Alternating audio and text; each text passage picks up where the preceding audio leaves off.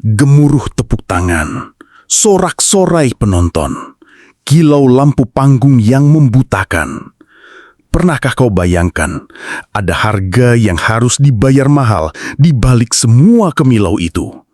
Sebuah harga yang bukan lagi tentang uang, tapi tentang jiwa, tentang raga, bahkan tentang kewarasan. Ini bukan sekadar cerita horor biasa. Ini adalah kisah tentang seorang bintang yang terpaksa menukar segalanya demi popularitas. Kisah tentang derita di balik kemilau. Kisah ini akan membawamu menyelami sisi gelap dunia hiburan, di mana impian dan ambisi seringkali berujung pada perjanjian terlarang dengan kekuatan tak kasat mata. Sebuah perjanjian yang melibatkan susuk, yang konon bisa membuat wajah cantik semakin memikat, suara semakin merdu, dan panggung semakin hidup. Tapi benarkah semua itu gratis? Atau ada entitas lain yang menanti untuk menagih janji? Siapkan dirimu, karena setiap episode akan membuka tabir satu persatu. Jangan sampai ketinggalan setiap detil mengerikan dan momen dramatisnya.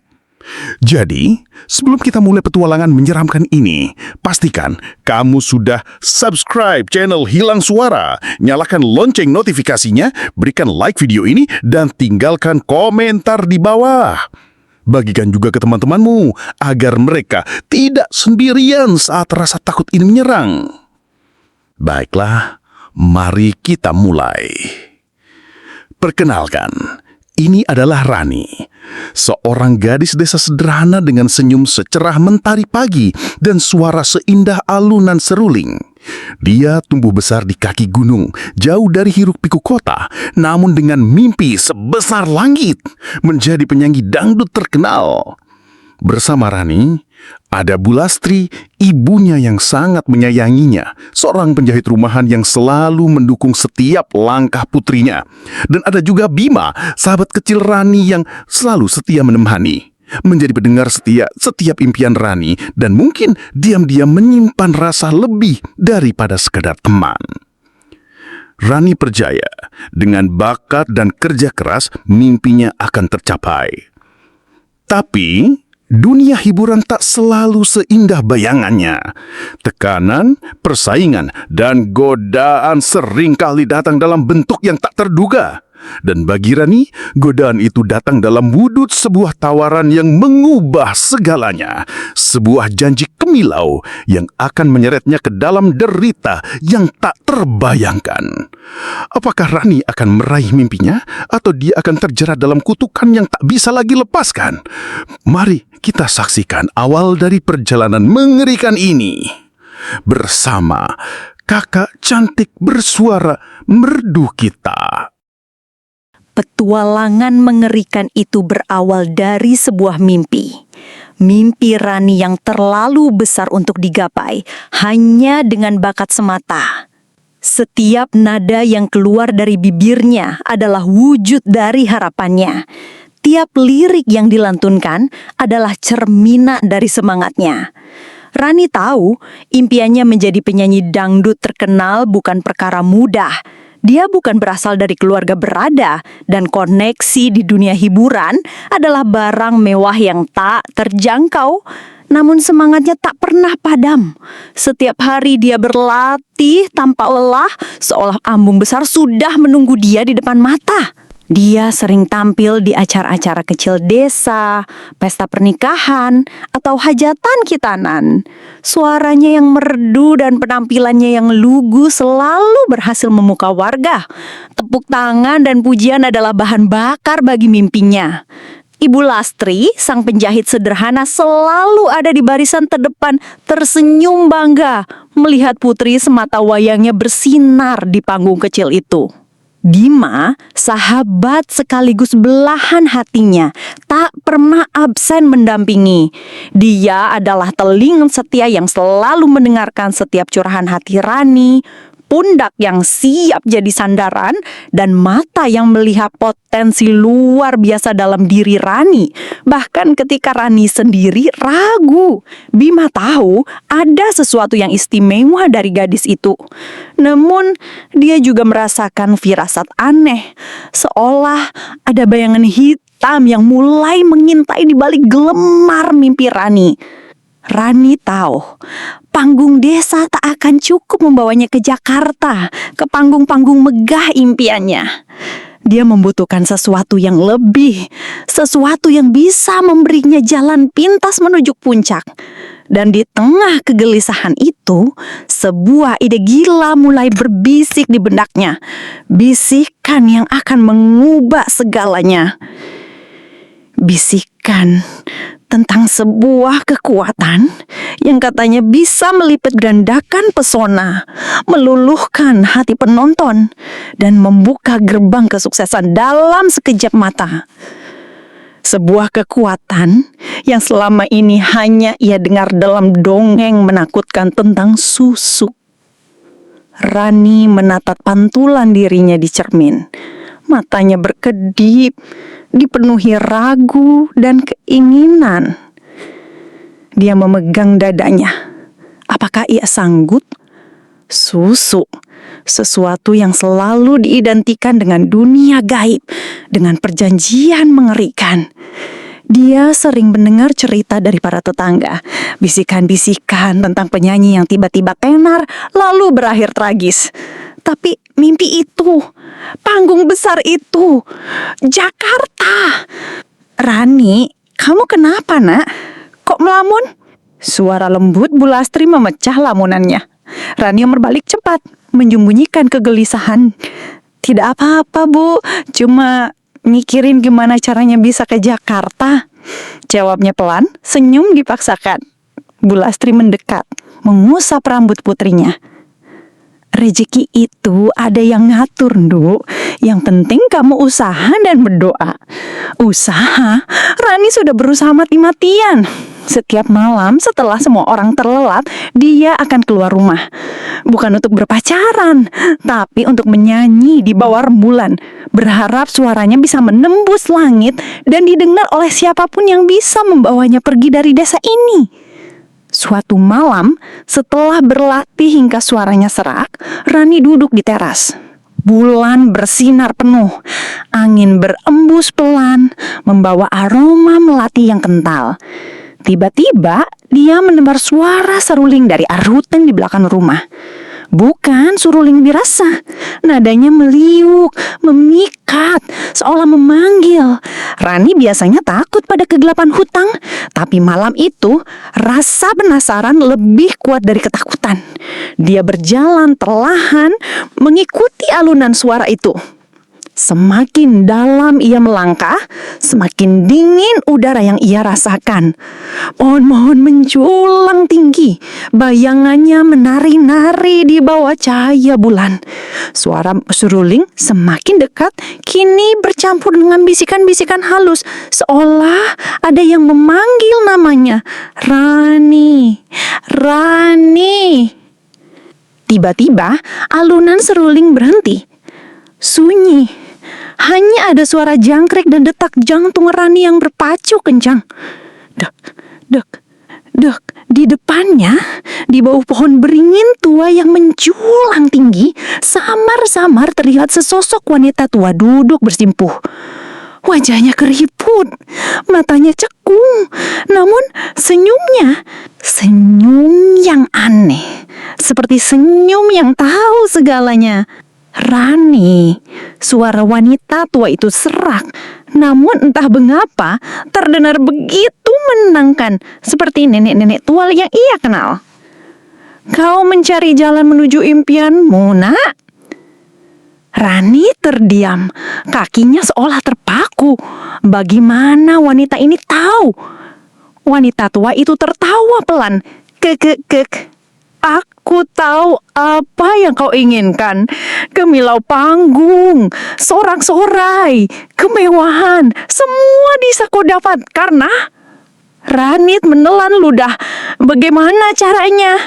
Mata cekung wanita tua itu menatap tajam seolah menembus jiwa Rani. Dengan kembali kepada alam dan memohon restu dari mereka yang bersemayam. Rani mengerenyit tandai. Maksudnya, Susu, wanita tua itu tersenyum tipis. Bukan sekedar susu, nak, tapi janji, sebuah ikatan yang akan memastikan kau tak akan pernah kehilangan pesona. Sebuah ikatan yang tak akan bisa dilepaskan kecuali kau siap kehilangan segalanya. Angin berembus kencang, menerbangkan daun-daun kering. Rani merasakan dingin menusuk tulang. Kata-kata wanita tua itu menggantung di udara, mengukir janji dan ancaman di benaknya. Dia tahu ini berbahaya, tapi di sisi lain, impiannya terasa begitu dekat. Apakah ini adalah jalan pintas yang ia cari? Atau jebakan menuju kehancuran? Rani menatap wanita tua itu lagi. Di balik kerutan di wajahnya, ada semacam kekuatan yang memancar. Kekuatan yang membuat Rani merasa tak berdaya sekaligus terpikat. Ia memejamkan mata, memikirkan panggung megah, sorotan lampu, tepuk tangan riuh. Memikirkan senyum bangga ibunya jika ia berhasil. Memikirkan Bima yang selalu mendukungnya. Apa syaratnya? Tanya Rani, suaranya nyaris tak terdengar. Wanita tua itu tersenyum lagi. Tidak banyak, nak. Hanya sedikit pengorbanan kecil. Sebuah ikatan yang harus kau jaga. Setiap malam bulan purnama, kau harus datang ke sini, memberikan persembahan dan memperbaharui janjimu. Dan yang terpenting, jangan pernah mencoba melepaskan ikatan ini atau melanggar janjimu. Jika itu terjadi, maka kemilau yang kau dapatkan akan berubah menjadi derita yang tak terperi. Keindahanmu akan layu, suaramu akan hilang, dan jiwamu akan menjadi milikku. Rani terkesiap. Jiwa. Wanita itu menyebut jiwa. Tenggorokannya tercekak. Ini bukan main-main. Ini adalah perjanjian dengan entitas yang tak bisa ia pahami. Rasa takut menjalar ke seluruh tubuhnya. Tapi di saat yang sama, impiannya begitu memanggil. Pikirannya kalut. Apakah ia akan membiarkan kesempatan ini berlalu begitu saja? Pikirkan baik-baik, nak Rani. Lanjut wanita tua itu seolah membaca pikiran Rani. Waktu takkan menunggumu. Banyak biduan lain yang rela melakukan apa saja demi kemilau ini. Desakan itu menekan Rani. Ia membayangkan dirinya kembali ke panggung desa yang kecil, tanpa pernah tahu bagaimana rasanya berdiri di hadapan ribuan orang. Ia melihat ibunya yang semakin menua, masih berjuang dengan mesin jahitnya. Ia membayangkan dirinya tetap di desa ini hanya menjadi si Rani dengan suara menderdu tanpa pernah mencapai puncak. Saya mau. Putus Rani akhirnya. Suara itu keluar dengan sendirinya, seolah bukan ia yang mengatakannya. Sebuah keputusan yang akan mengubah takdirnya selamanya. Wanita tua itu tersenyum lebar. Kali ini senyumnya tampak begitu mengerikan. Gigi-giginya terlihat menguning dan sedikit runcing di bawah cahaya rembulan. Ia mengulurkan tangan keriputnya yang dingin. Bagus, nak. Sekarang mari kita mulai ritual kecil ini. Sebuah jarum panjang berkilau di tangan wanita itu memantulkan cahaya rembulan. Rani merasakan darahnya berdesir dingin. Rasa sakit sesaat diikuti kehangatan aneh yang menyebar ke seluruh tubuhnya. Sensasi asing, seperti ada sesuatu yang kini bersemayam di bawah kulitnya, di balik senyumnya. Ia tak tahu bahwa ini adalah awal dari sebuah kutukan yang akan menghantui setiap langkahnya. Setelah ritual mengerikan di bawah pohon beringin tua itu, Rani kembali ke rumahnya dengan perasaan campur aduk. Ada rasa takut yang samar. Namun, rasa euforia dan harapan jauh lebih dominan. Ia merasakan sesuatu yang berbeda dalam dirinya. Seolah ada energi baru yang memancar dari setiap pori-pori kulitnya. Keesokan harinya, perubahan itu mulai terlihat. Saat Rani menyanyi di acara hajatan, penonton seolah terpukau. Mata mereka terpaku padanya, seolah tak bisa berkedip. Suara Rani yang memang sudah merdu, kini terdengar lebih memikat. Seolah setiap nada memiliki kekuatan magis yang menghipnotis.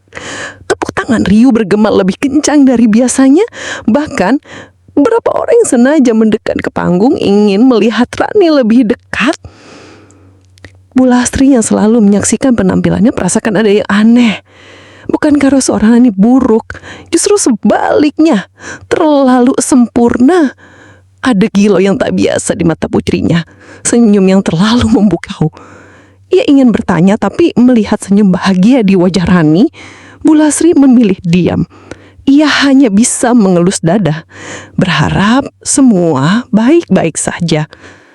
Bima yang selalu menjadi support sistem setia Rani juga merasakan ketanehan itu.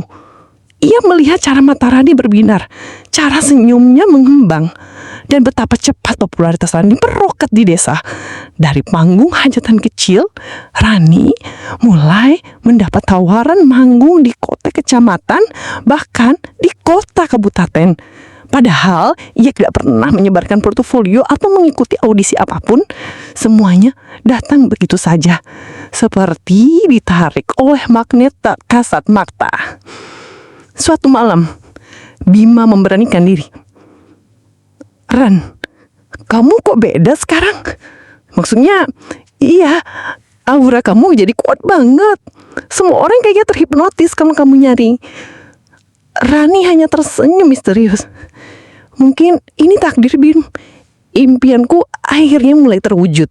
Ia memeluk Bima sekelas, mencoba mengakhiri pembicaraan. Namun, di dalam hati, Rani merasakan lonceng peringatan berbunyi. Ia tahu betul apa yang menjadi penyebab semua ini. Sosok itu bekerja. Dan ia harus menjaga rahasia itu dari siapapun, terutama dari Bima dan ibunya. Setiap pujian yang datang terasa seperti candu. Rani semakin tenggelam dalam euforia popularitas. Ia mulai menerima tawaran magung keluar kota, meninggalkan desa untuk waktu yang lebih lama. Di balik gemilau panggung yang semakin besar, Rani tak sadar bahwa semakin ia bersinar, semakin erat pula ikatan tak kasat mata itu mencekiknya. Malam bulan purnama pertama setelah ritual, Rani kembali ke hutan. Ketakutan masih menyelimuti, namun janji kesuksesan yang terlintas di benaknya mengelahkan segalanya. Wanita tua itu menunggunya di bawah pohon beringin. Senyum tipisnya terpampang jelas di kegelapan. Ritual kedua jauh lebih aneh, melibatkan persembahan bunga melati dan sehelai rambut Rani yang dibakar. Bau kemenyan menyengat memenuhi udara. Bisikan-bisikan asing terdengar di antara desiran angin.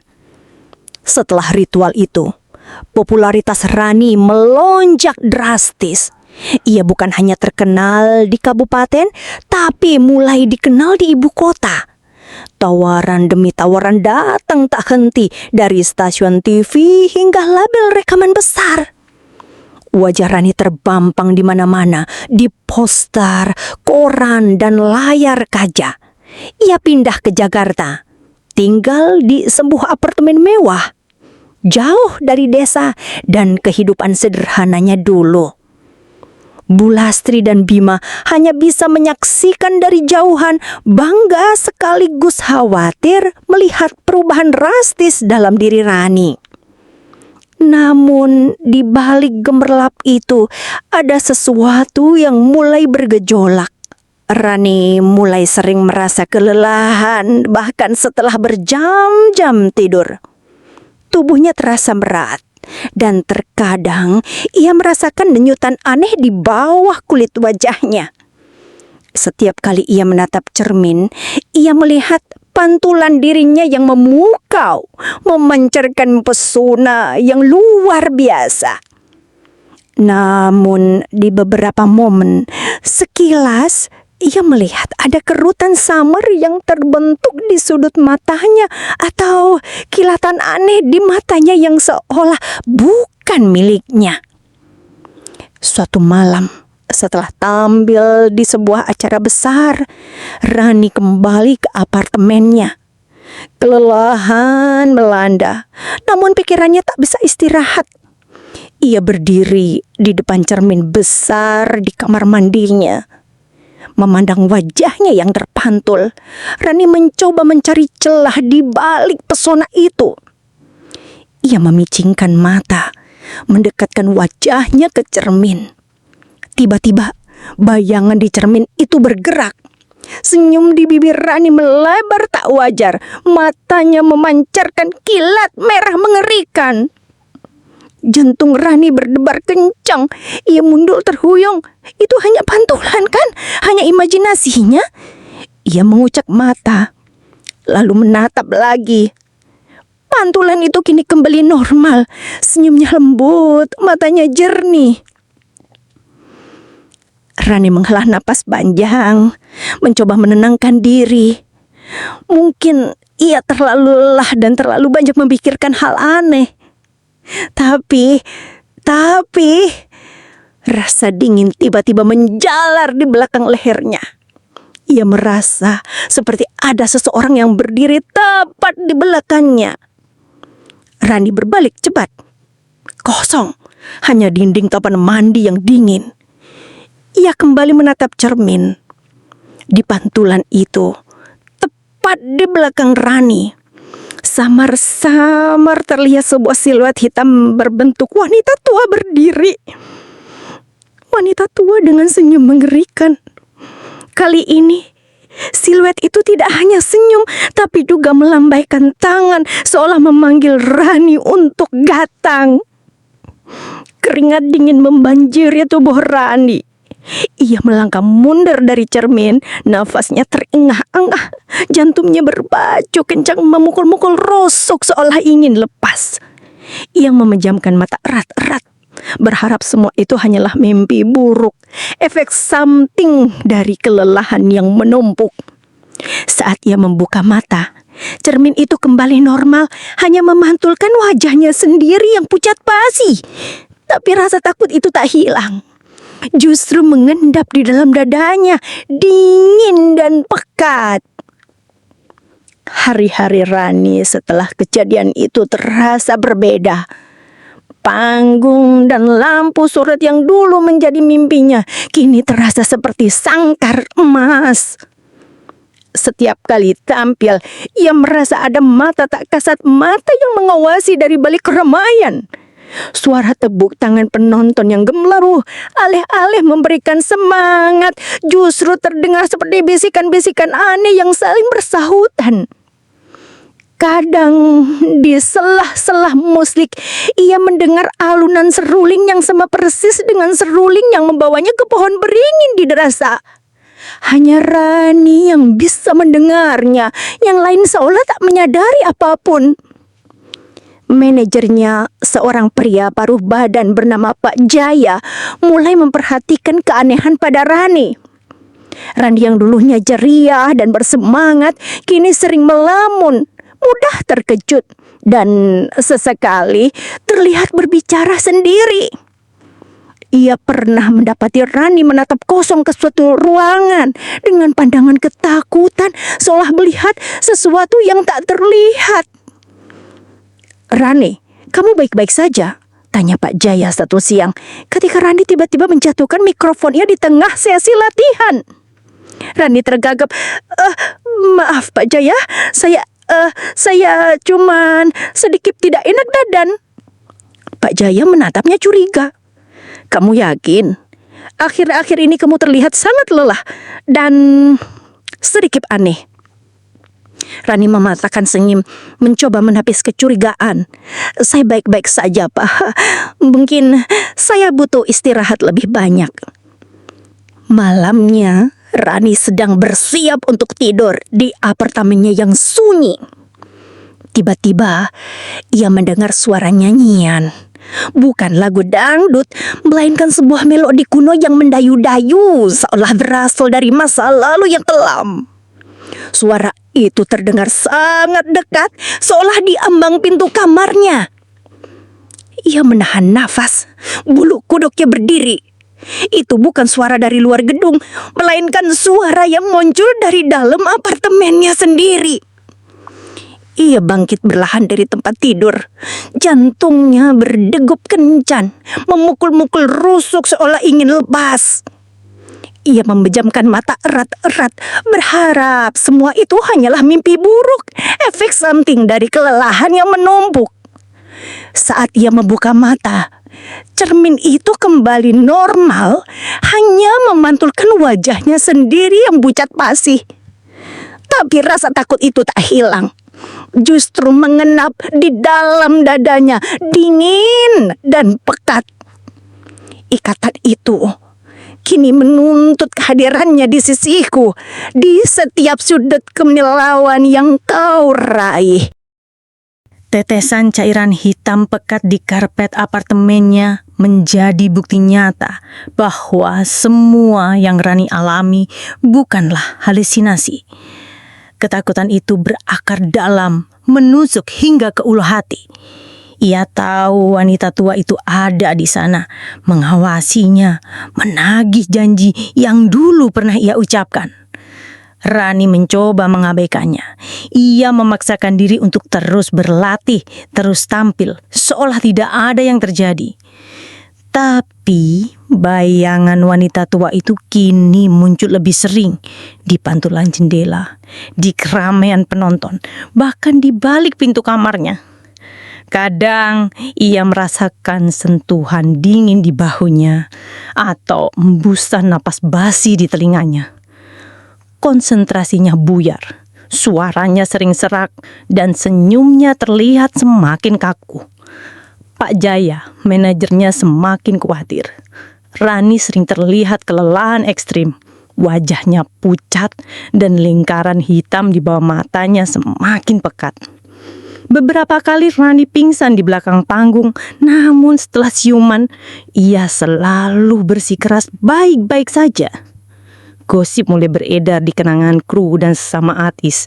Rani memakai penglaris yang terlalu kuat, atau dia mulai terlibat narkoba. Suatu malam, saat Rani sedang istirahat di hotel setelah konser, ia mendengar suara nyanyi Lani. Kali ini lebih keras, lebih melengking, seolah wanita tua itu menyanyi di tepat di sampingnya. Rani menutup telinganya, tubuhnya bergetar. Kau melupakan janjimu, Narani. Suara serak itu berbisik memenuhi ruangan. Bulan purnama telah lewat. Persembahanmu belum kuterima. Rani terkesiap. Bulan purnama. Saking sibuknya dengan jadwal padat di Jakarta, ia lupa sama sekali tentang kewajibannya untuk kembali ke hutan. Ketakutan yang selama ini ia coba tekan, kini meledak. Ia tahu ini adalah awal dari teror yang sesungguhnya. Tiba-tiba, lampu kamar berkedip-kedip, lalu padam sepenuhnya. Gula gulita menyelimuti ruangan. Dari sudut kamar terdengar suara gesekan yang mengerikan, seolah kuku panjang menggaruk dinding. Rani mencoba menyalakan ponselnya, tapi layarnya mati total. Napasnya tercekak. Kau harus menepati janjimu, nak, atau kau akan membayar yang lebih mahal. Suara wanita tua itu semakin dekat. Kini terdengar dari bawah tempat tidur. Rani merangkak undur, menempel ke kepala ranjang, kakinya gemetar hebat. Sebuah tangan keriput, dingin dan kotor tiba-tiba meraih pergelangan kakinya dari bawah tempat tidur. Rani menjerit sekuat tenaga. Teriakan itu seolah merobek selaput telinganya sendiri. Menyadari bahwa ia telah membiarkan dirinya terperangkap dalam jebakan yang tak mungkin bisa ia lepaskan. Tangan keriput yang dingin itu mencengkeram pergelangan kakinya. Tarikannya begitu kuat hingga Rani merasa tulangnya akan remuk. Ia meronta, menendang-nendang dengan sisa tenaga yang ada. Suara tawa serak wanita tua itu menggema di kegelapan, memenuhi kamar hotel yang mencekam.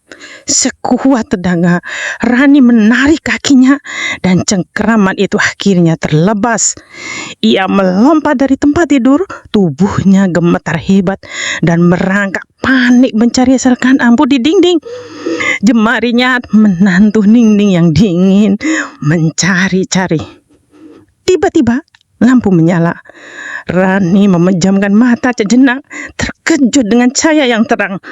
Saat ia membukanya, ia melihat sekeliling.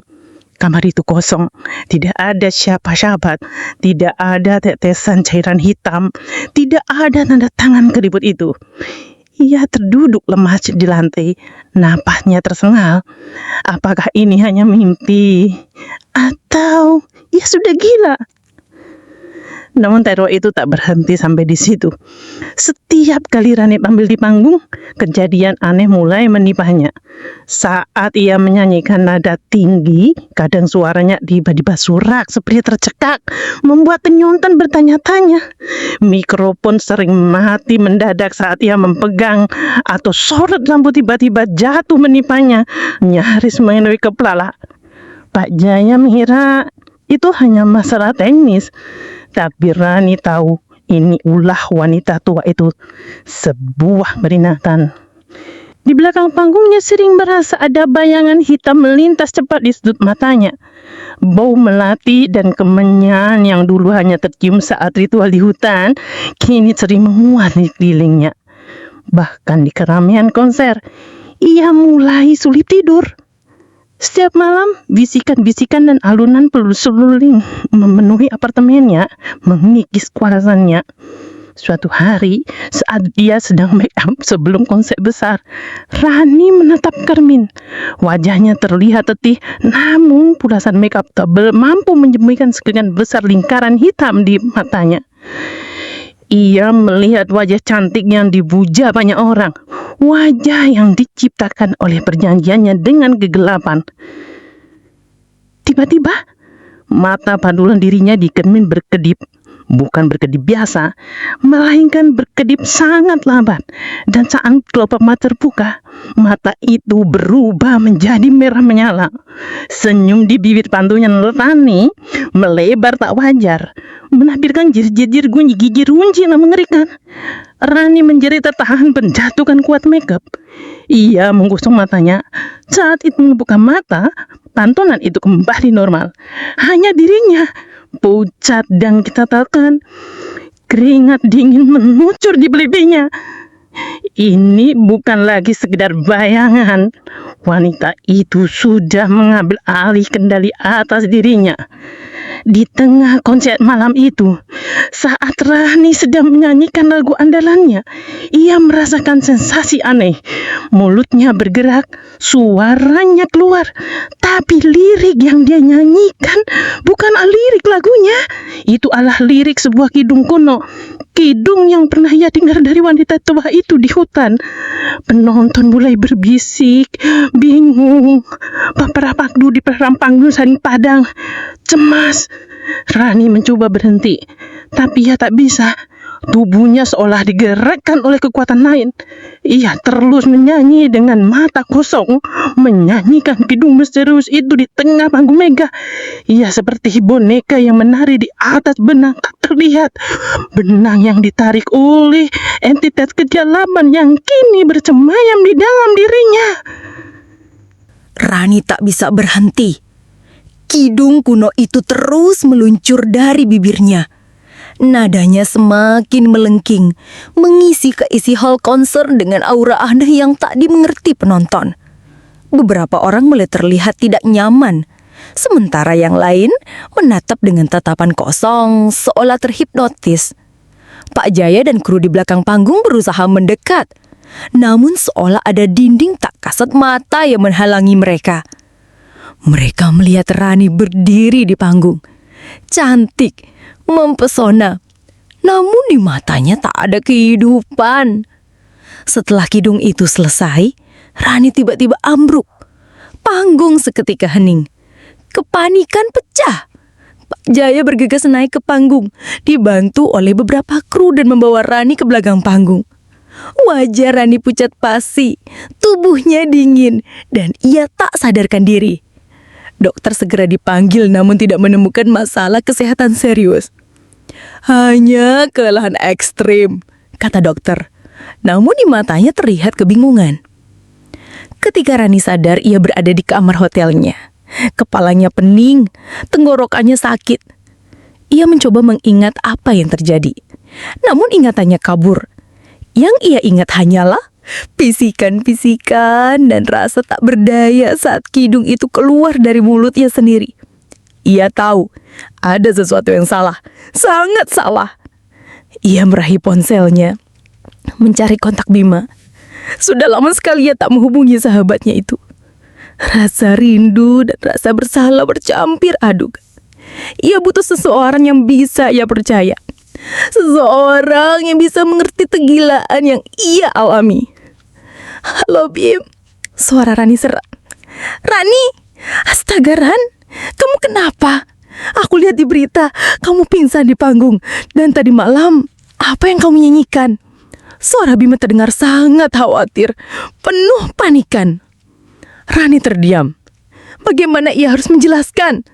Tentang wanita tua di hutan, tentang susuk yang dipasang di tubuhnya, dan tentang teror yang kini menghantuinya. Bim, aku butuh kamu. Akhirnya Rani hanya bisa mengucapkan kalimat itu. Air matanya mulai mengalir. Aku akan ke sana, Ran. Aku akan usahakan secepatnya. Janji Bima. Namun sebelum Bima sempat datang, teror itu kembali. Malam itu, Rani terbangun oleh rasa dingin yang menusuk. Seluruh tubuhnya menggigil. Ia membuka mata. Kamar hotelnya gelap gulita. Namun di sudut ruangan, ia melihatnya. Sosok wanita tua itu berdiri di sana. Siluet hitam pekat. Matanya bersinar merah seperti bara api. Kali ini wanita tua itu tidak hanya berdiri. Ia melangkah maju. Perlahan mendekati tempat tidur Rani. Ia mencoba menjerit, tapi suaranya tertahan di tenggorokan. Ia mencoba bergerak, namun tubuhnya seolah kaku, lumpuh. Wanita tua itu semakin dekat, hingga wajahnya yang keriput dan menakutkan itu berada tepat di atas wajah Rani. Busuk yang menyengat menyeruak membuat Rani mual. Wanita tua itu menyeringi, menampilkan gigi runcingnya. Kau merupakan janji, nak, dan kau mencoba mencari pertolongan. Kau milikku sejak awal.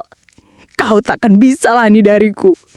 Kau takkan bisa melepaskan ikatan ini. Rani memejamkan mata erat-erat. Air mata mengalir dari sudut matanya. Ia terperangkap. Benar-benar terperangkap. Kini Rani menyadari bahwa setiap gemerlap panggung yang ia dambakan adalah sel yang mengunci jiwanya. Sementara sang penagih janji berdiri setia di balik tirai kegelapan. Rani berteriak tertahan. Sosok wanita tua itu menghilang secepat ia muncul, meninggalkan Rani terengah-engah dalam kegelapan yang kembali menyelimuti kamar hotel itu. Punggungnya basah dengan keringat dingin. Jantungnya masih berpacu kencang. Ia mencoba meyakinkan diri bahwa itu hanya halusinasi.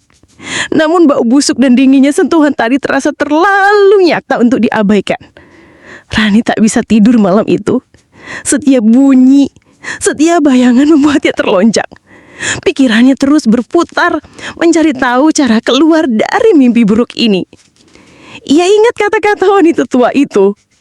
Jangan pernah mencoba melepaskan ikatan ini atau melanggar janjimu. Jika itu terjadi, maka kemilau yang kau dapatkan akan berubah menjadi derita yang tak terperi. Keindahanmu akan layu, suaramu akan hilang, dan jiwamu akan menjadi milikku. Ketakutan itu semakin mendalam. Keesokan harinya, Bima tiba di Jakarta. Wajahnya terlihat letih karena perjalanan jauh, namun kekhawatiran di matanya lebih jelas. Ia memeluk Rani erat, merasakan tubuh gadis itu yang bergetar. "Ran, kamu kenapa? Ada apa sebenarnya?" Tanyanya lembut, menatap mata Rani yang tampak kosong. Rani tak bisa menahan diri. Air mata yang selama ini ia tahan tumpah ruah. Ia menceritakan semuanya, tentang pertemuannya dengan wanita tua di hutan, tentang susuk yang dipasang di tubuhnya, dan tentang teror yang kini menghantuinya. Bima mendengarkan dengan saksama. Raut wajahnya berubah antara tak percaya, terkejut, dan marah. "Rani, kenapa kamu melakukan ini?"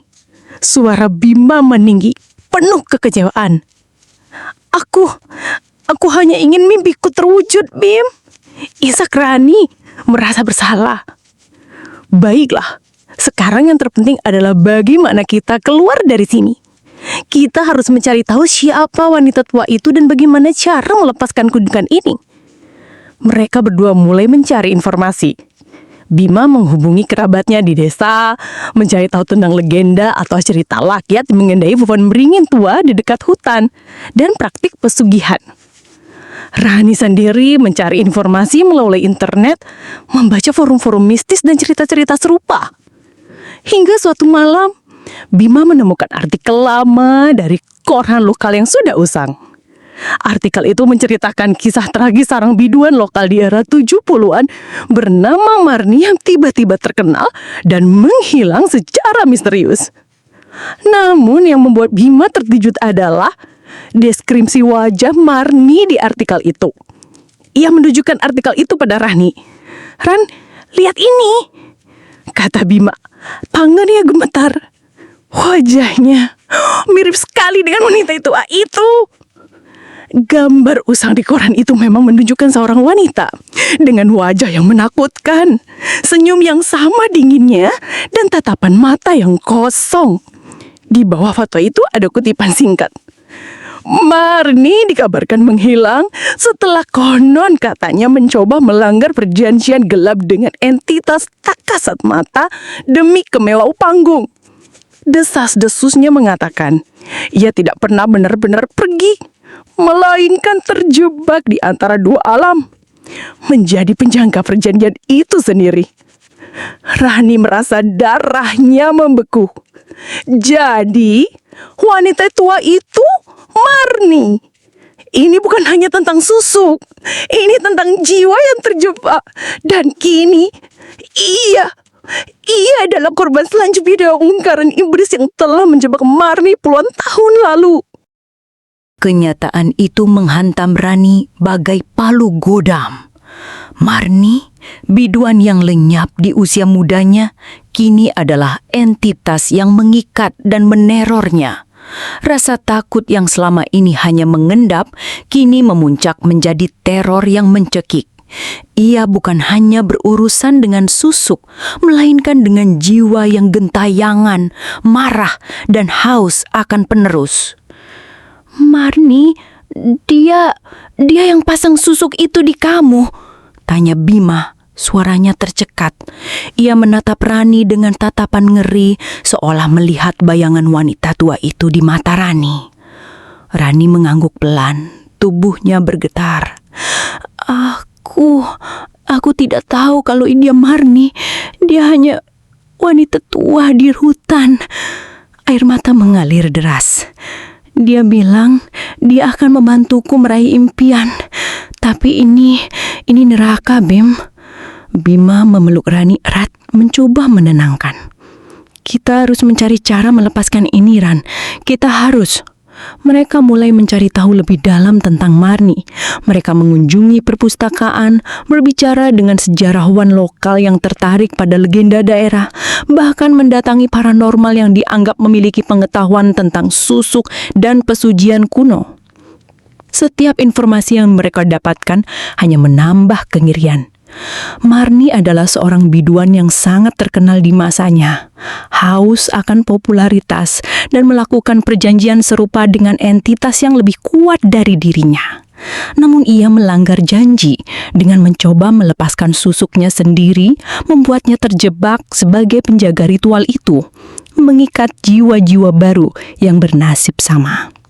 Semakin dalam mereka menyelami kisah Marni, semakin intens pula teror yang dialami Rani. Setiap malam, mimpi buruknya menjadi lebih hidup. Ia melihat Marni bukan sebagai sosok wanita tua yang menyeramkan, tapi sebagai dirinya sendiri. Rani dalam wujud Marni menari di panggung berlumuran darah dengan mata kosong, menyanyikan kidung kematian.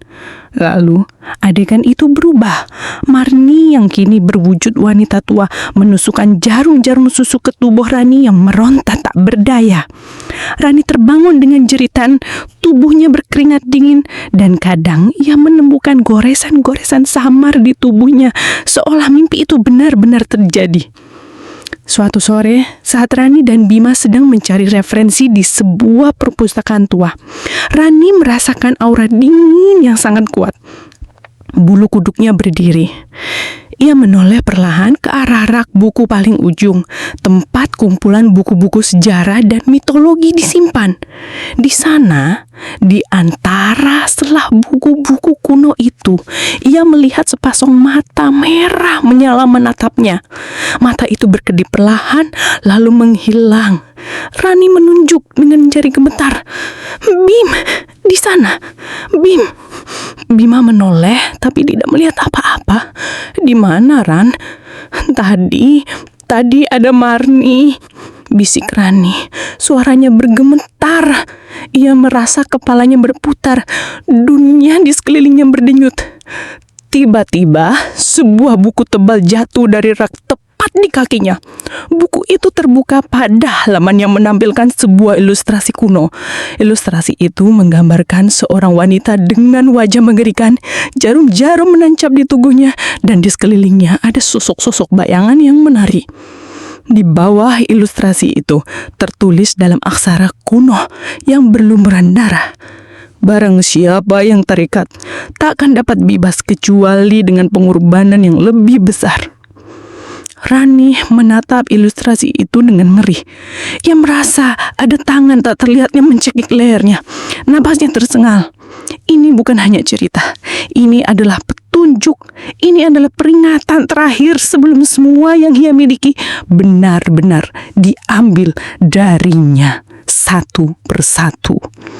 Rani menatap ilustrasi kuno itu, kengeringan mencengkramnya. Sebuah desakan untuk melarikan diri muncul, namun ia tak tahu kemana lagi harus pergi. Wanita itu, Marni, seolah ada di mana-mana, mengawasinya, menunggu saat yang tepat untuk menagih janji yang lebih besar. Pengorbanan yang lebih besar. Bima membaca tulisan kuno di bawah ilustrasi itu.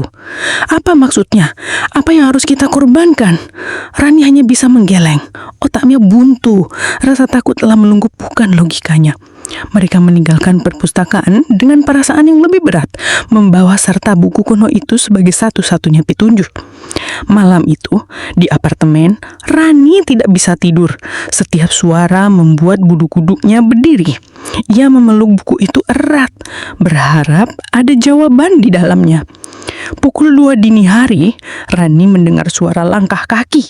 Bukan langkah kaki manusia.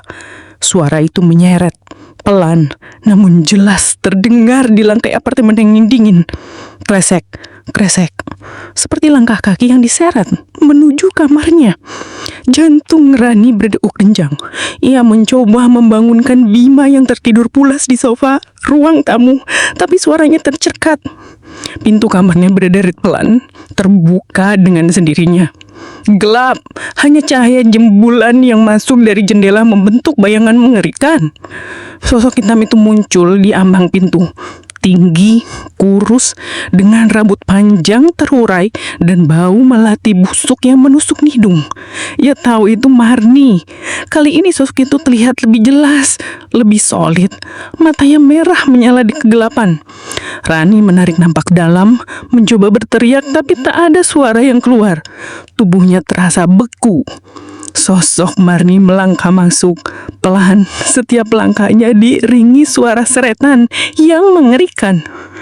Ia mendekati tempat tidur Rani. Tatapan matanya tajam, seolah menelajangi Jayuma Rani. Kau bersembunyi, kau mencoba lari, kau harus kembali ke hutan. Kau harus membayar apa yang sudah kau ambil. Suara Marni berbisik, serak dan dingin.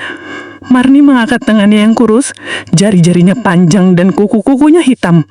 Jari itu menunjuk ke arah cermin besar di kamar Rani.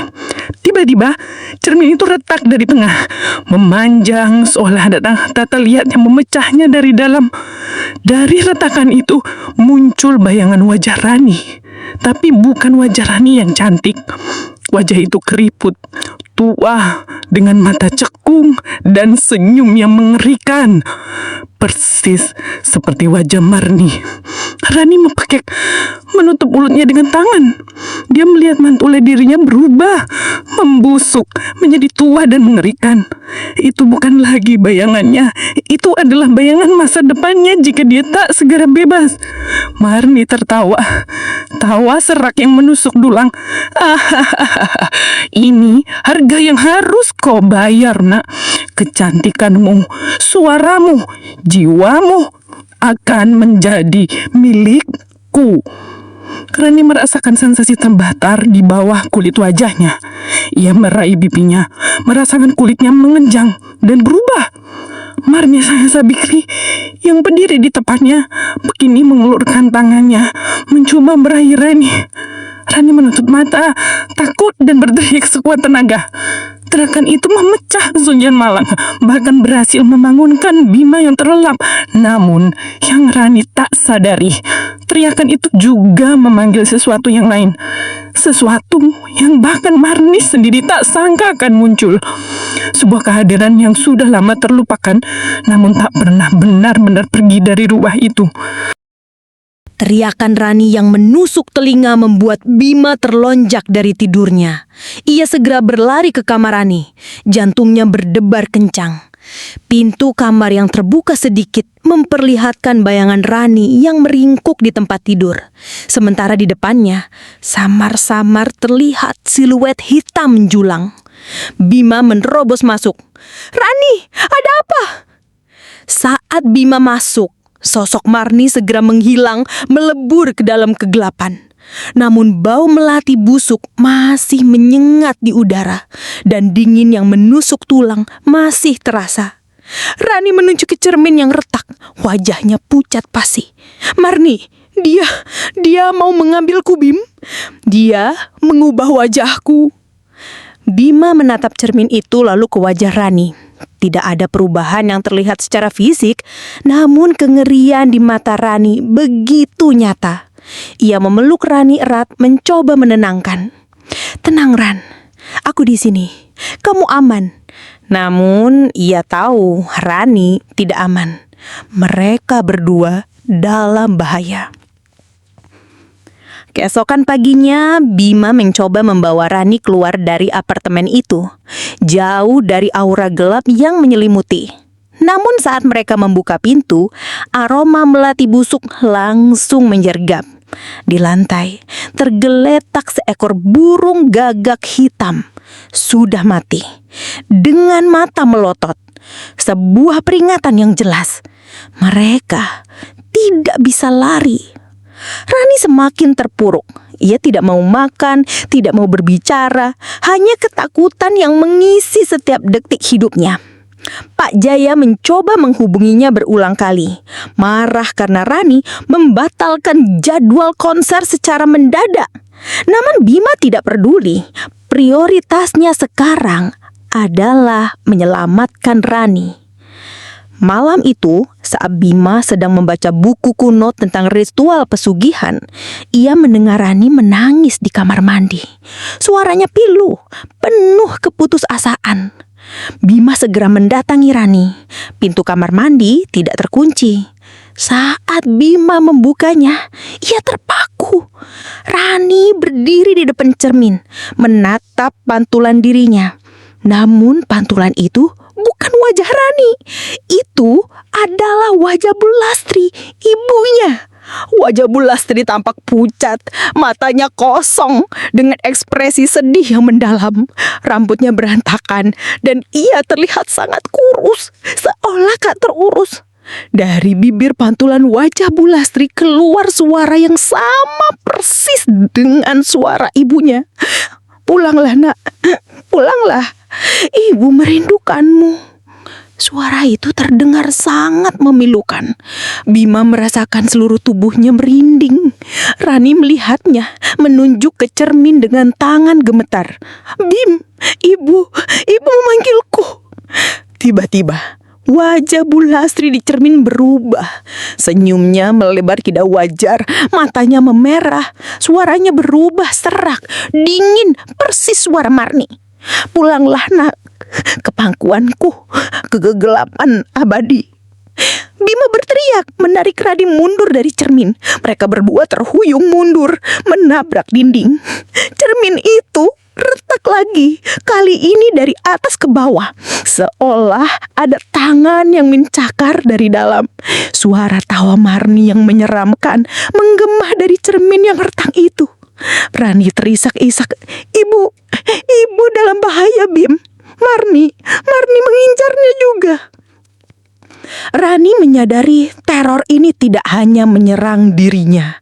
Entitas jahat itu, sang penagih janji, kini mulai merambah ke orang-orang terdekatnya, menggunakan mereka sebagai alat untuk menjeret Rani semakin dalam ke jurang kehancuran.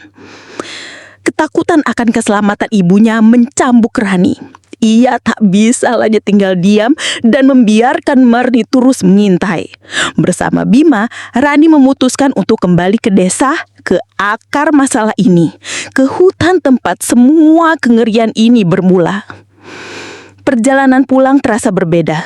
Setiap bayangan pohon di pinggir jalan seolah membentuk siluet Marni. Suara radio di mobil Bima kadang berderak aneh, mengeluarkan bisikan-bisikan samar yang hanya bisa didengar Rani. Bima mengemudi dengan waspada, sesekali melilik Rani yang terus menatap kosong keluar jendela dengan wajah penuh ketakutan. Setibanya di desa, mereka langsung menemui Bulastri. Wanita tua itu tampak sangat kurus, matanya cekung dan ada lingkaran hitam yang pekat di bawahnya. Wajahnya pucat pasi dan seringkali melamun, seolah jiwanya tidak sepenuhnya hadir. Rani memeluk ibunya erat, merasakan tubuh Bulastri yang dingin dan rapuh. "Ibu kenapa? Ibu sakit?" tanya Rani, suaranya bergetar. "Ibu tidak apa-apa, Nak. Hanya akhir-akhir ini ibu sering mimpi aneh. Mimpi bertemu dengan seorang wanita tua di hutan."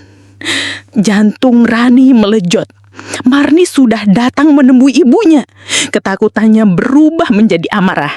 Ini harus diakhiri, sekarang juga. Malam itu, dengan berbekal senter dan keberanian yang dipaksakan, Rani dan Bima kembali ke hutan.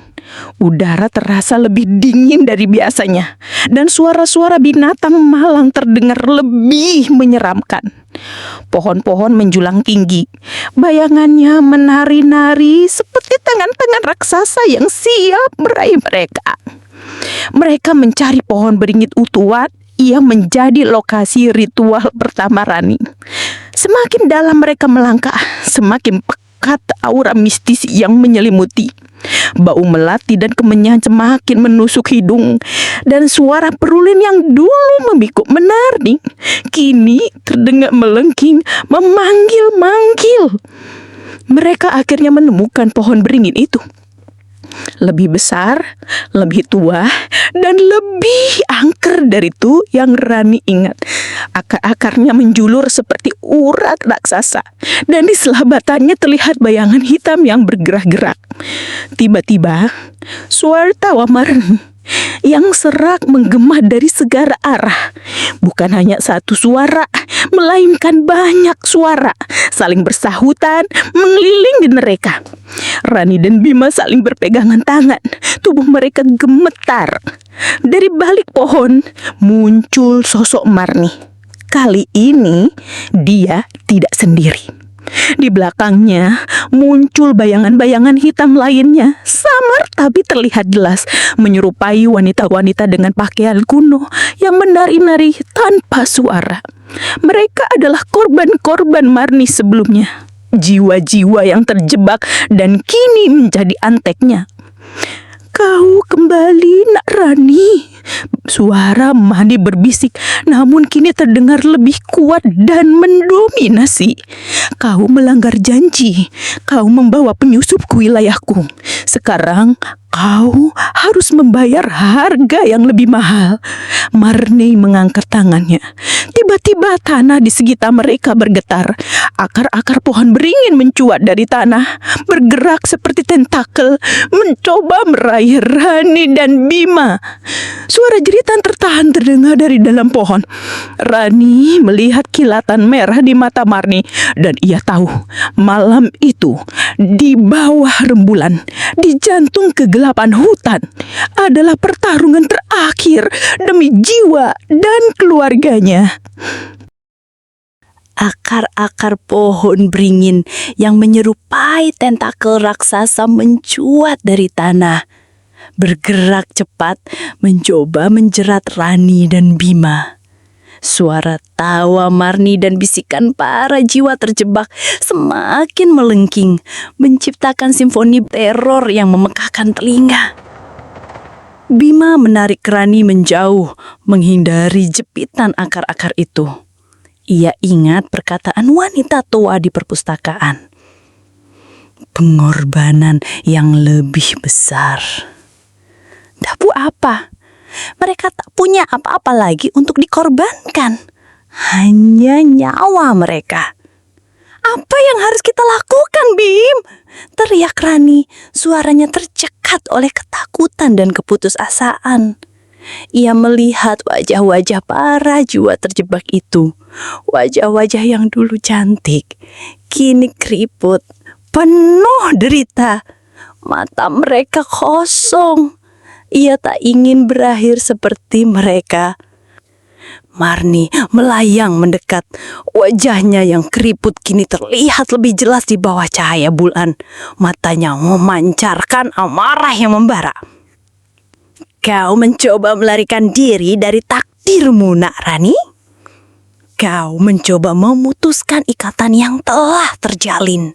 Sekarang bayar harga kemilau yang kau curi." Marni mengangkat tangannya lagi. Kali ini bukan akar pohon yang bergerak, melainkan ranting-ranting pohon beringin. Mereka melilit, membentuk jebakan, mengurung Rani dan Bima di tengah-tengah. Tanah di bawah kaki mereka mulai terasa dingin, seolah ada es yang menyelimuti. Tiba-tiba, Bima melihat seberkas cahaya saman memancar dari dalam saku baju Rani. Itu adalah liontin kalau ibunya yang selalu Rani kenakan. Liontin perak berbentuk bunga melati, peninggalan nenek buyut Rani yang konon punya aura pelindung. Selama ini Rani selalu memakainya. Bahkan saat tidur. "Rani, liontenmu!" seru Bima menunjuk arah dada Rani. Marni melihat liontin itu tiba-tiba menunjukkan ekspresi terkejut. Tawa seraknya terhenti. Para bayangan di belakangnya pun seolah menahan diri, tak bergerak. Ada keraguan di mata merah menyala Marni. "Liontin itu, dia peninggalan ibuku," bisik Marni. Suaranya kali ini terdengar lebih lemah, lebih manusiawi, seolah ada ingatan nama yang bangkit. "Bagaimana kau bisa memilikinya?" Rani memegang liontin itu. Seketika rasa hangat menyebar dari liontin ke seluruh tubuhnya, mengawan dingin yang menusuk.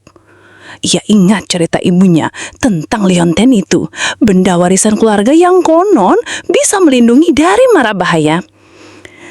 "Ini pemberian ibuku, ini milik keluargaku," teriak Rani. Entah dari mana datangnya keberanian itu. "Aku bukan milikmu, Marni. Aku tidak akan jadi seperti kau. Aku tidak akan membiarkan ibuku dan Bima menjadi korban." Marni meraung marah. Aura dapas di sekitarnya semakin pekat. Namun, liontin di tangan Rani semakin bersinar terang, memancarkan cahaya perak yang menyilaukan. Cahaya itu menyebar, mengusir kegelapan di sekitar Rani dan Bima. Para bayangan di belakang Marni tampak mengeringis kesakitan, seolah terbakar oleh cahaya suci itu. Tidak mungkin. Marni berteriak, suaranya kembali melengking penuh amarah. "Kau tidak bisa lepas, kau telah berjanji." Cahaya dari liontin semakin kuat. Rani memejamkan mata, memfokuskan seluruh kekuatannya pada benda di tangannya itu. Memikirkan ibunya, memikirkan Bima, memikirkan kehidupannya yang dulu. Ia membayangkan semua kebaikan, semua kasih sayang yang ia terima. Kekuatan itu, kekuatan cinta dan ikatan keluarga, jauh lebih besar dari kekuatan gelap apapun. Tiba-tiba, tubuh Marni bergetar hebat. Wajahnya berubah-ubah, dari keriput ke bentuknya yang lebih mudah, lalu kembali keriput. Suara rintihan pilu keluar dari bibirnya, seolah ada pertarungan di dalam dirinya. Pertarungan antara kegelapan yang mengikatnya dan sisa-sisa kemanusiaan yang mungkin masih tersisa. Tubuh Marni bergetar hebat. Wajahnya berganti-ganti, dari keriput ke paras mudanya yang cantik, lalu kembali ke wujud hantu mengerikan. Rintihan pilu bercampur dengan raungan amarah keluar dari bibirnya. Liontin di tangan Marni terus memancarkan cahaya perak yang semakin terang, menerangi seluruh area di bawah pohon beringin. Bayangan-bayangan di belakang Marni beraung kesakitan, perlahan memudar, seolah terbakar oleh cahaya suci itu. Tidak, hentikan itu, teriak Marni. Suaranya kini terdengar seperti dua suara yang bertabrakan, suara serak wanita tua dan suara seorang gadis yang takutan. Kau tidak boleh mengambil mereka dariku. Bima melihat keraguan di mata Marni, merasakan ada celah. Marni, sadarlah, kau terjebak. Kau juga korban seperti Rani. Liontin itu bisa membebaskanmu, teriak Bima. Suaranya lantang menembus kebisingan. Marni menatap Bima. Matanya yang merah menyala kini tampak berkedip, seolah ada kesadaran yang mulai kembali. Ia menatap liontin di tangan Rani. Cahaya itu memang terasa menyakitkan, namun juga terasa familiar dengan kehidupan yang pernah ia miliki. Liontin itu, dia peninggalan ibuku, bisik Marni. Suaranya gini pelan, hampir tak terdengar. Wajahnya lah kembali ke wujud mudanya sesaat, menampilkan kecantikan yang memudar. Ibu Lastri, Rani tegis. Ibu Lastri? Ia menatap liontinnya lalu berarah ke Marni. Apa hubungannya dengan ibuku? Marni tertawa, tawa pilu yang penuh penyesalan. Keluarga Mastri selalu menjadi penarikku. Darah mereka, ikatan mereka. Dulunya aku adalah teman ibumu. Kita berbagi mimpi yang sama, mimpi akan panggung yang gemilang. Ia berhenti sejenak, tubuhnya kembali bergetar. Tapi aku tak sekuat ibumu. Aku menyerah pada godaan dan dia yang menjebakku di sini. Dia yang membuat aku jadi penjaga. Rani menatap Bima. Keduanya terdiam. Mereka tak menyangka ada ikatan seperti ini. Marni adalah sahabat Ibu Lastri di masa lalu yang juga terjerat pesucian. Ironisnya, Marni justru menjadi penjaga kutukan itu, meneruskan derita pada Rani. Leonten itu bisa menghancurkan ikatan ini. Suara Marni kembali berbisik ini lebih jelas dan penuh perihan. Tapi aku juga akan musnah di bersamanya. Aku terlalu lama terikat di sini. Rani menatap lionten yang bersinar di tangannya, lalu ke wajah Marni yang kini tampak begitu lelah dan menyedihkan. Wanita yang dulu ia takuti mati, kini terlihat seperti korban yang sama dengannya. Rasa benci Rani berubah menjadi simpati. Tidak ada cara lain, tanya Rani, hatinya biris. Marni menggelangkan gegelahnya. Sudah terlalu lama. Tapi kau masih punya kesempatan. Bebaskan dirimu, Narani. Biarkan aku yang pergi. Ini adalah penembusan dosaku. Dengan kekuatan yang tersisa, Marni mengangkat tangannya yang tembus pandang, mengarahkan telapak tangannya ke arah leonten Rani. Cahaya perak dari leonten berkorneba besar menyelimuti Marni. Marni mengejamkan mata. Wajahnya menunjukkan ekspresi damai yang aneh. Sosoknya mulai memudar perlahan seperti kabut yang tertiup angin. Bisikan-bisikan dari para jiwa terjebak pun ikut menghilang, seolah Maria membawa mereka bersamanya menuju kebebasan. Rani dan Bima melihatnya dengan napas tertahan. Sosok Mandi perlahan lenyap, meninggalkan hanya hawa angin dingin dan bau melati yang kini terasa lebih lembut, tidak lagi busuk. Pohon bering itu masih berdiri, namun aura angkatnya berkurang drastis.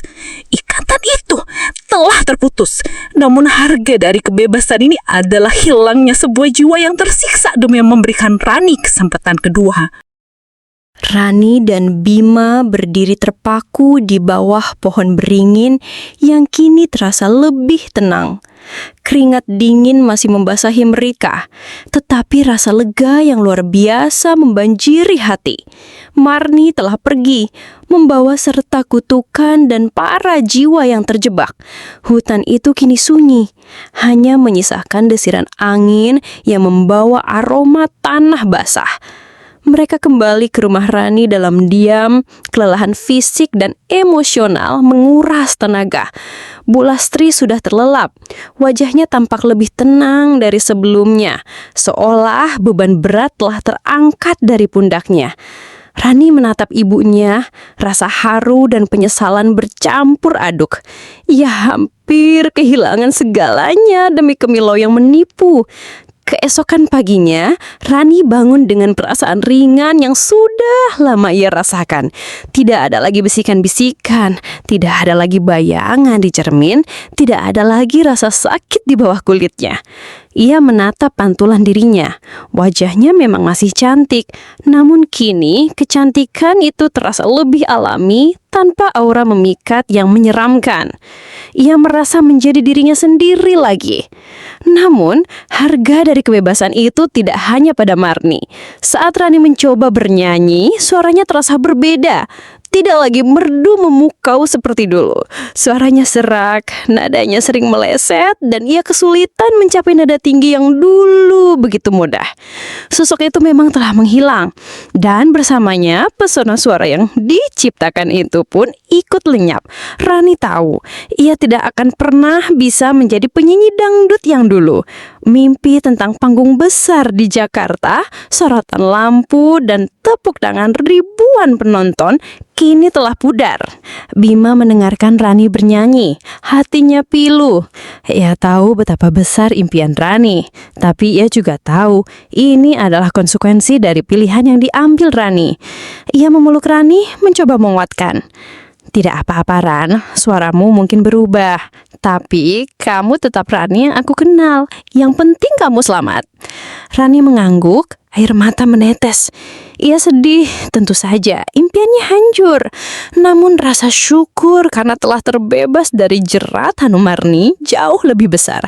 Ia sadar kebahagiaan sejati bukanlah tentang popularitas atau kemewahan, melainkan tentang ketenangan jiwa dan keselamatan orang-orang yang ia cintai. Aku akan kembali membantu ibu menjahit, kata Rani, suara yang terbelar pasrah namun tulus. Aku akan belajar menjalani hidup yang sederhana lagi. Bu Lastri, yang sejak tadi hanya dia mengawati, mendekat dan memeluk Rani erat. Tidak apa-apa, nak. Ibu bangga padamu. Kamu sudah berani menghadapi ini semua. Di mata Bu Lastri, ada kelegaan yang mendalam. Ia tahu ada sesuatu yang menghantui putrinya, dan kini beban itu telah terangkat. Rani menatap Bima, lalu ibunya. Mungkin ia kehilangan kemilau panggung, tetapi ia telah menemukan kembali cahayanya sendiri. Cahaya yang tulus dan murni. Namun meski mereka telah bebas dari teror Marni, Rani tahu bahwa bekas luka dari pengalaman ini akan selalu ada. Bekas luka yang akan mengingatkannya bahwa ada harga yang sangat mahal untuk sebuah ambisi yang terlalu besar. Sebuah harga yang harus ia bayar dengan kepahitan, sebuah kehilangan yang takkan pernah bisa kembali. Rani kembali ke desa, menjalani hidupnya sebagai Rani yang dulu, gadis sederhana yang membantu ibunya menjahit. Ia mencoba tersenyum, mencoba meyakinkan diri bahwa ini adalah akhir yang bahagia. Namun setiap kali ia melihat panggung hajatan di desa, hatinya terasa perih. Suara tawa dan tepuk tangan yang dulu adalah melodi impiannya, kini terdengar seperti bisikan kesunyian yang menghantui. Suaranya tidak pernah kembali seperti semula. Bahkan untuk sekadar menyanyikan lagu-lagu sederhana, suaranya sering serak dan tak berdaya. Impiannya menjadi penyanyi dangdut besar telah terkubur dalam-dalam bersama dengan ketakutan akan Marni yang kini hanya menjadi kenangan buruk. Ia bahkan tak lagi sanggup mendengarkan lagu dangdut. Setiap irama seolah membangkitkan kembali bayangan panggung berlumuran darah dan mata Marni yang merah menyala. Bu Lastri meskipun lega putrinya kembali, tak bisa menyembunyikan kesedihan. Ia tahu ada bagian dari jiwa Rani yang hilang. Putri yang dulu ceria dan penuh semangat, kini seringkali terlihat ngelamun, tatapan matanya kosong. Mereka mencoba mengisi hari-hari dengan kegiatan menjahit, bercerita, dan menjalani hidup normal. Namun keheningan di antara mereka lebih sering berbicara. Bima tetap setia di sisi Rani. Ia menjadi sandaran, telinga yang mendengarkan, dan teman yang menemani dalam keheningan. Ia mencoba menghibur, mengajaknya berjalan-jalan atau sekedar duduk bersama di tepi sawah. Tapi ia tahu ada jurang yang kini terbentang antara Rani yang dulu dan Rani yang sekarang. Jurang yang diciptakan oleh ambisi dan perjanjian gelap. Suatu sore saat Rani sedang menjahit, tiba-tiba ada sebuah undangan datang. Undangan untuk tampil di acara ulang tahun desa menggantikan biduan yang mendadak sakit. Bu Lastri dan Bima menatap Rani penuh harap. Ini adalah kesempatan, pikir mereka, untuk Rani kembali menemukan semangatnya. Rani terdiam. Ia menatap undangan itu. Tangannya gemetar. Panggung, lampu sorot, penonton, semua kenangan pahit itu kembali serumak. Ia membayangkan dirinya kembali ke sana dengan suara yang serak, tanpa pesono. Ia membayangkan tatapan kasihan dari warga, bisikan-bisikan tentang si Rani yang dulu. Aku tidak bisa, kata Rani, suaranya nyaris tak terdengar. Ia meletakkan undangan itu di meja. Menjauh, seolah undangan itu adalah bara api yang panas. Bu Lastri dan Bima terdiam. Mereka melihat keputusasaan yang nyata di mata Rani. Mereka tahu bukan hanya susuk yang hilang, tapi juga semangat dan gairah bernyanyinya Rani. Panggungnya dulu ia dambakan, kini menjadi tempat yang paling ia hindari. Dunia hiburan yang gemerlap telah mengukir luka tak terlihat di jiwanya, mengubahnya menjadi penikmat senyap dari keramaian masa lalu yang tak akan pernah bisa ia raih kembali. Hari-hari berlalu, namun luka itu tak kunjung sembuh. Rani mencoba menjalani rutinitas, membantu ibunya menjahit, kadang sesekali pergi ke pasar bersama Bima. Namun di setiap sudut pandangannya, di setiap kesunyian, ia seolah mendengar bisikan yang mengingatkannya pada masa kelam itu. Ia sering terbangun tengah malam, terengah-engah dari mimpi buruk yang sama. Dia berdiri di atas panggung, mencoba menyanyi, namun suaranya tak keluar. Dan wajahnya di cermin mulai retak, menunjukkan keritan Marni yang mengerikan. Setiap pagi, ia akan tergesa-gesa menatap cermin, memastikan wajahnya tak berubah, memastikan ia masih Rani yang dulu. Paranoia kecil itu mulai menggerogoti. Bulastri dan Bima melihat perubahan itu. Rani menjadi lebih pendiam, sering melamun dan mudah terkejut. Mata Rani yang dulu berbinar, kini seringkali terlihat kosong, menyimpan beban yang tak terkatakan. Mereka mencoba membujuk Rani untuk mencari bantuan, berbicara dengan pemuka agama, atau bahkan pergi ke kota untuk menemui psikolog. Namun Rani selalu menolak. Ia merasa tak ada yang bisa mengerti apa yang ia alami. Suatu siang, saat Rani sedang menyiram bunga di halaman, ia melihat seekor burung gagak bertengger di dahan pohon manggal tua di depan rumahnya. Burung itu menatapnya dengan tajam, seolah mengamati. Jantung Rani berdegup kencang. Itu adalah burung gagak yang sama, burung yang pernah ia lihat mati di depan apartemennya di Jakarta. Firasat buruk menyelimutinya. Malam harinya, desa diguyur hujan lebat. Angin bergemuruh dan listrik padam. Dalam kegelapan, Rani duduk di samping ibunya, mencoba mencari ketenangan. Tiba-tiba, suara seruling terdengar dari luar. Alunan yang sama meliuk, memikat, namun kini terdengar begitu menyeramkan. Rani menegang. Ia tahu suara itu, suara yang dulu membawanya ke pohon beringin.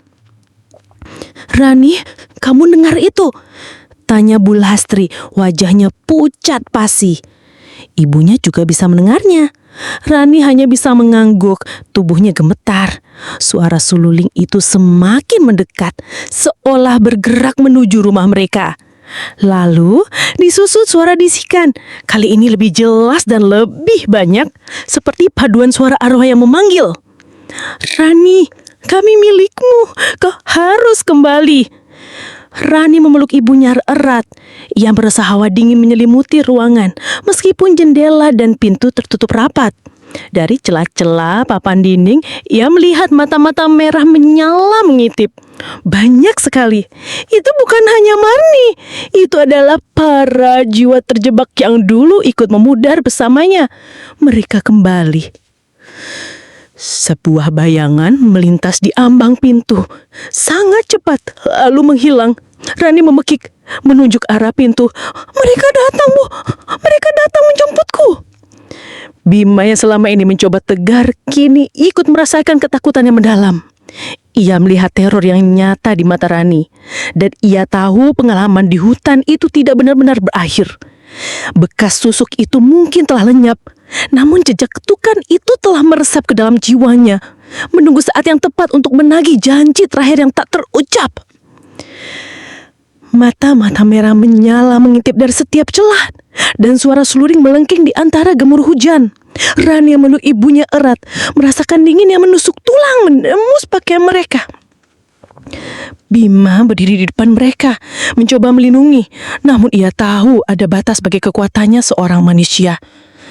Tiba-tiba, pintu rumah berderit, terbuka perlahan, seolah ada tangan tak kasat mata yang menariknya. Angin dingin terobos masuk membawa serta bau melati busuk yang menusuk hidung. Di ambang pintu, muncullah sosok Marni. Kali ini ia terlihat lebih nyata, lebih solid, seolah kekuatan kegelapan telah mengembalikannya sepenuhnya. Wajahnya yang keriput dipenuhi senyum mengerikan. Matanya menyinarkan cahaya merah yang kini lebih terang dari sebelumnya. Di belakangnya berbaris siluet surat hitam yang tak terhitung jumbarannya. Jiwa-jiwa para biduan yang juga terikat pesugihan. Mereka semua menatap Rani dengan tatapan kosong, penuh kerinduan dan keputusasaan. "Kau melanggar janji, Nak Rani." Suara Marni menggelegar, menggema di seluruh ruangan. "Kau mencoba melarikan diri dari takdirmu. Tapi kau lupa, ikatan ini bukan hanya pada susuk, tapi pada jiwamu. Rani menggeleng-geleng, air matanya tumpah. Tidak, aku sudah bebas. Marni, kamu bilang akan membebaskanku. Marni tertawa. Tertawa yang penuh ejekan. Bebas? Kau pikir semudah itu? Jiwamu sudah terlukis dengan gelapnya ambisi. Kau mencicipi kemilau yang sebenarnya bukan milikmu. Sekarang bayar harganya. Sosok Marni melangkah ke dalam, diikuti oleh para bayangan di belakangnya. Mereka menyebar, mengelilingi Rani, Bulastri, dan Bima. Udara menjadi semakin berat, seolah ada kekuatan yang tak terlihat yang menekannya. Bulastri merintih pelan, wajahnya semakin pucat. Jangan sentuh ibuku, teriak Bima melangkah maju. Marni hanya menyeringai. Salah satu bayangan di belakangnya maju, menembus tubuh Bima. Bima menjerit, lalu ambruk tak sadarkan diri. Darah segar meneteh dari hidungnya. Bima! Radi berteriak, mencoba meraihnya, namun tubuhnya kaku. Marni mendekat, tangannya terulur Rani. Sekarang giliranmu. Gemilang yang kau dapatkan akan kutarik kembali, dan jiwamu akan bergabung dengan kami, bernyanyi abadi dalam kegelapan. Rani merasakan rasa terbakar di seluruh tubuhnya, terutama di wajah dan tenggorokannya. Ia mencoba berteriak namun tak ada suara. Ia mencoba meronta namun tubuhnya lumpuh. Ia melihat pantulan di mata Marni. Wajahnya sendiri perlahan-lahan berubah menjadi tua, keriput dan menyeramkan, persis seperti Marni. Senyum di bibirnya mengembang tak wajah, dengan mata kosong yang memancarkan penderitaan abadi. Rani sadar ia kalah. Tidak ada lagi yang bisa ia lakukan. Ia telah memberikan segalanya pada sebuah mimpi, dan kini mimpi itu menuntut pembayaran terakhir. Rasa putus asa yang mendalam memenuhi jiwanya. Ia memejamkan mata, membiarkan kegelapan menelannya. Hujan di luar semakin deras, seolah angin ikut menangisi nasib tragis orang biduan yang terperangkap dalam jurang gemilang. Di dalam rumah yang gelap, hanya tersisa keheningan yang menyenamukan dan sebuah jiwa yang kini abadi terperangkap dalam senandung duka yang takkan pernah berakhir. Pagi tiba, membawa serta cahaya yang dingin dan keheningan yang memekakan telinga. Bulastri terbangun, merasakan tubuhnya kaku dan dingin. Ia memanggil nama Rani, namun tak ada jawaban. Matanya menatap ke sudut ruangan tempat Rani dan Bima terakhir kali terlihat. Bima tergeletak, tak sadarkan diri. Hidungnya berdarah. Sementara Rani tidak ada. Panik, Bulastri merangkak mendekati Bima mencoba membangunkannya. Bima membuka mata perlahan, tatapannya kosong, dipenuhi kengerian. Rani, bisiknya, suaranya parau.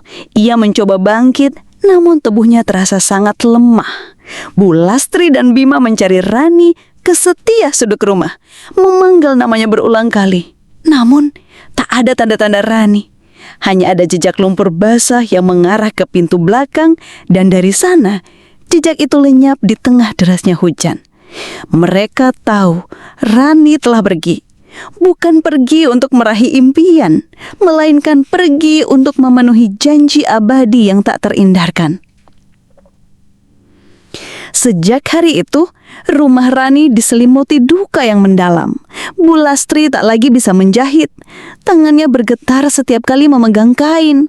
Ia sering duduk termenung di depan jendela, menatap kosong ke arah hutan, seolah masih bisa melihat siluet putrinya di sana. Bima pun tak lagi seceria dulu. Ia sering mengunjungi Bulastri, membantu si bisanya, namun di matanya tersimpan kesedihan yang tak tersembuhkan. Ia kehilangan Rani, sahabat terbaiknya, cintanya yang diam-diam. Orang-orang desa berbisik. Ada yang mengatakan Rani menghilang karena dibawa pergi oleh makhluk halus. Ada yang percaya ia depresi dan pergi merantau. Namun, Bulastri dan Bima tahu kebenarannya. Rani telah menjadi bagian dari bayang-bayang yang dulu menemaninya di atas panggung. Ia kini menyanyi dalam keabadian, terjebak dalam lingkaran derita yang tak berujung. Kisah Rani, kisah seorang gadis dengan impian besar yang terlalu cepat ingin meraih puncak, menjadi pelajaran pahit bagi banyak orang. Ia adalah cerminan dari ambisi yang membutakan, yang mendorong seseorang untuk mengambil jalan pintas, tanpa memikirkan konsekuensi yang mungkin tak bisa ditarik kembali. Kemilau panggung yang ia dambakan pada akhirnya hanya membawanya ke dalam kegelapan abadi. Ia mendapatkan popularitas, namun kehilangan dirinya sendiri, jiwanya, dan semua yang ia cintai. Dan disinilah kita berada, penonton setia channel Hilang Suara. Sebuah kisah tragis telah kita saksikan, sebuah kisah yang seharusnya menjadi pengingat bagi kita semua. Ingatlah bahwa tidak ada keberhasilan yang instan tanpa ada harga yang harus dibayar.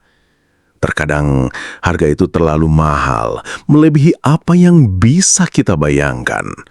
Ambisi boleh setinggi langit, namun jangan biarkan ia menuntun kita ke jalan yang salah, jalan gelap yang menjanjikan kimilau palsu. Kisah Rani adalah cerminan betapa rapuhnya kita di hadapan godaan. Pesona dan popularitas yang dikejar dengan cara instan seringkali berujung pada kehancuran yang tak terhindarkan. Belajarlah dari Rani bahwa ketulusan, kerja keras, dan dukungan orang-orang tercinta adalah harta yang jauh lebih berharga daripada gemerlap dunia yang menipu. Jaga hati, jaga jiwa, dan selalu ingat bahwa setiap pilihan punya konsekuensinya. Terima kasih telah menemani kami menyelami setiap episode Derita di Balik Kemilau. Kisah ini mungkin berakhir dengan kesedihan, namun semoga ada pelajaran berharga yang bisa kita petik bersama. Sampai jumpa di kisah-kisah menyeramkan berikutnya, hanya di channel Hilang Suara.